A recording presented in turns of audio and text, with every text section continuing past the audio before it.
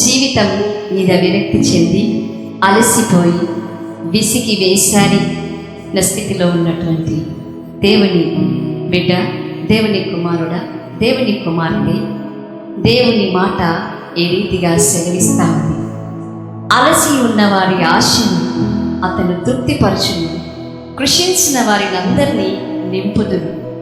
జీవితం మీద విరక్తి చెంది అలసిపోయి కృషించిపోయి నిరుత్సాహంతో ఈ బ్రతకలేను అనుకుంటున్నటువంటి ప్రియ దేవుని నేస్తమా, దేవుని కుమారుడా, దేవుని యందు భయభక్తులు గల వారి కోరికను దేవుడు తీరుస్తాను అంటున్నాడు. అలసి ఉన్న వారి ఆశను తృప్తిపరచదను. ఏ శ్రమ చేత, ఏ బాధ చేత, ఏ కన్నీళ్లతో నువ్వు విసికి వేసారిపోయి అలసిపోయిన స్థితిలో ఉంటున్నావో దేవుడు అంటున్నాడు, అలసి ఉన్న వారి ఆశను నేను తృప్తిపరచదను, కృషించిన వారిని నేను నింపెదను. యెహోవా యందు భయభక్తులు గల వారి కోరికను ఆయన తీర్చును. ఆయన వారికి మొరపెట్టినప్పుడు, వారు ఆయనకు మొరపెట్టినప్పుడు దేవుడు వారి మొర ఆలకిస్తాడు.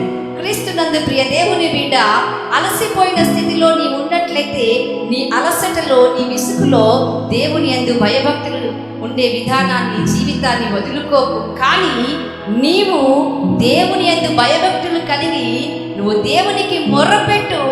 దేవుడు నిన్ను, నీ ఆశను తీర్చి నిన్ను జీవింప చేస్తాడు. నీ ఆశను తీర్చి నిన్ను విస్తరింప చేసి ఫలింప చేసి దేవుడు నిన్ను నింపుతాడు. సమృద్ధి జీవముతో, సంతృప్తి అయినటువంటి ఆశీర్వాదాలతో దేవుడు నింపాలని ఆశపడుతున్నాడు. కాబట్టి ఇంకెందుకు ఆలస్యము, దేవుని యందు భయభక్తులు కలిగి ఉండి ఆయనకు మొరపెట్టు, నీ హృదయ వాంఛ తీర్చబడును.